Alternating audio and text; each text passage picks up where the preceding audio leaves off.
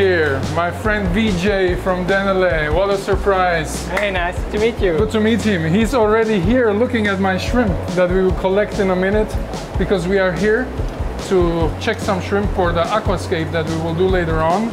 So you found some cool shrimp here? Look, the wall of the shrimps here. That's amazing. A lot of cherry shrimp. It depends on where you are. They call them cherry or fire red or painted or whatever. But the scientific name is Neocardina davidi. That's the real name, right, Volker? Yes, right. All right, take a look. I will look around, see what we find. Some cool stuff.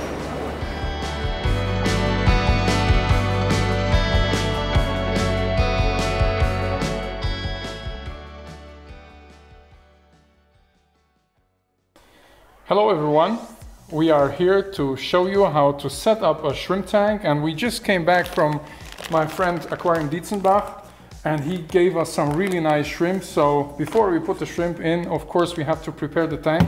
So that's why we will scape these 35-liter tanks, that's about 10 gallon. We will prepare this tank, but first of all we have to open it. Volker, this is my friend Volker Jochum. I call him VJ, that's more simple for you guys to pronounce his name. He's an aquascaper, and my name is Chris Lukhaup. I crowned myself, I'm the shrimp king now. So you probably know some of the products. So we will show you how to set up and how to aquascape a shrimp tank today. Okay. I really love these tanks from Dennerle, because what is so special about that is the curved glass. And I really love this type of tank. Thank you, Volker, for helping. And in the tank, you have a power LED, 5-watt power LED. You have a filter that you can put in one of the corners. And here on the bottom of the tank, we also have a glass, like to cover the tank so the shrimp don't jump out. Yes. Okay, Volker, so let's start. We start with FB1. FB1 is starter bacterials, or substrate starter bacterials. You make the FB1, you make it on the glass on the bottom, and then over we take the soil. All right. So let me get the soil.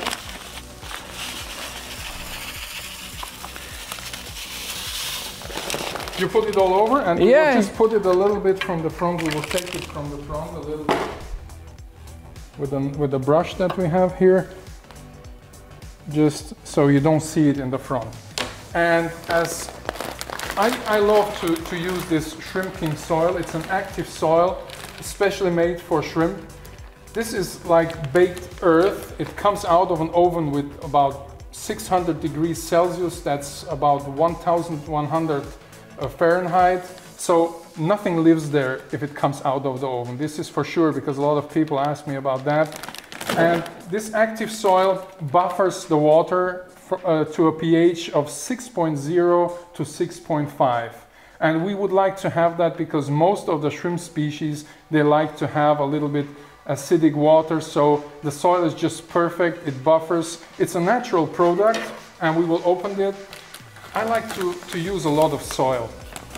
And of course the quantity of soil also tells you how long the soil lasts. And because I use a lot, and I will probably use the whole bag here, because I like to pile it up in the back, because it gives you more perspective. Thank you, Volker. You're welcome. And with the brush I can shape and scape the soil.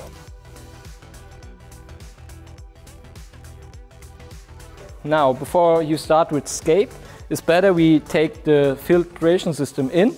It's easier later. Okay, now I prepared the filtration system, and this one is an external clip-on.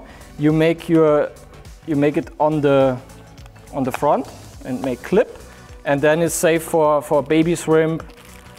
And yeah. All right. So next step is, of course, after you put the soil in, you want to have some hardscape. Usually rocks or roots. I like to use rocks. In this case, we have some volcanic rocks. I prefer the darker stones here. They're of volcanic origin, so they're kind of neutral to the water. They don't harden up the water, they don't release any stuff. So in this case for shrimp, I prefer that. I love to have usually big rocks, but at the moment we are using these ones. And I'm placing them, the bigger rocks, I'm placing them in the back. And it's, in fact, it's very easy, you know. Not much to do if you just want to set up a shrimp tank with these kind of rocks.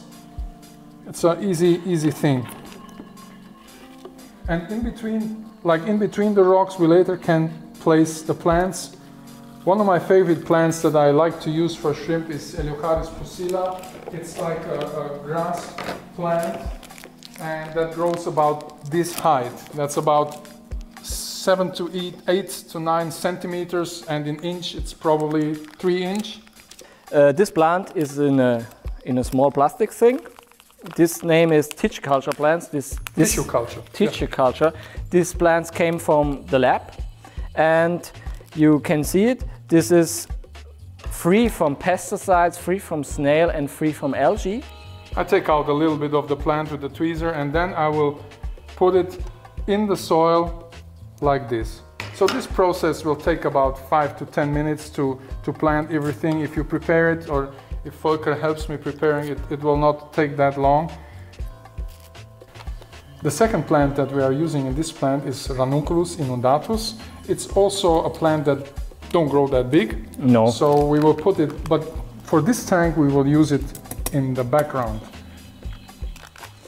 These plants get not higher than 5 or 6 centimeters, and this is very nice plant. The leaves from this plant looks later than the same than the umbrella. It's a very beautiful plant. I love this. Basically, this is the scape. We have a lot of surface. The shrimp can feed on all the rocks, all the algae, all the bacteria, and that's why, in my view, it's a good shrimp tank. Yeah. Of course, now we will put the water in, but before we put the water in, we have to prepare it a little bit. I usually use RO water, reverse osmosis water, for all my tanks, and then I add minerals to it or salt to it. In this case, because we will use some Neocaridina shrimp for this tank, I use the Neocaridina salt. That buffers the water with a pH from 7.0 to 7.5. It contains trace elements, minerals, vitamins, so it's perfect for the health of shrimp, right? So we will take the water, mix it in, and then later add the water to the tank. Yes. Perfect.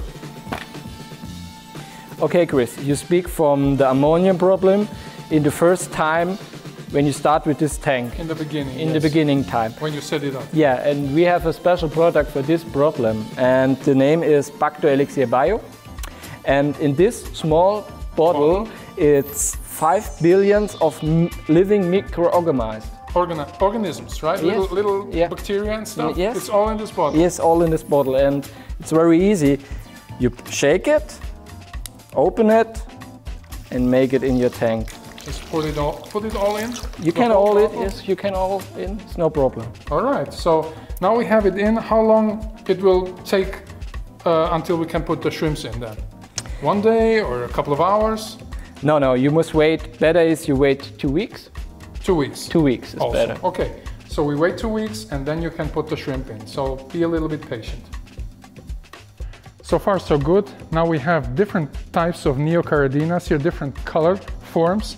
And a lot of people ask me about what happens if we mix them in one tank. We have the red ones, we have blue ones, we have orange ones, we have yellow ones. So what will happen if we mix them all together? Will they interbreed? Of course they will, because it's one species, it's all Neocaridina davidi.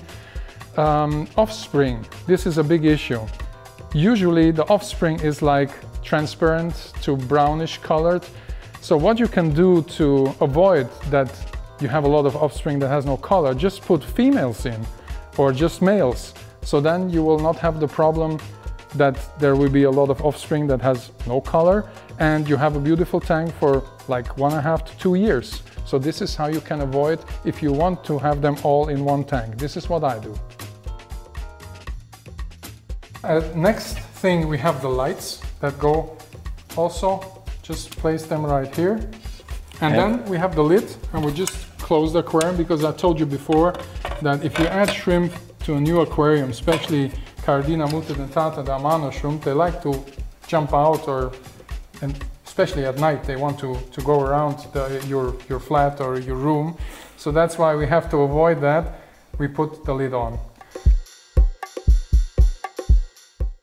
Thanks everybody for watching. I hope you will enjoy your shrimp tank. Keep on shrimping. Volker and me say goodbye. See you next time. Ciao.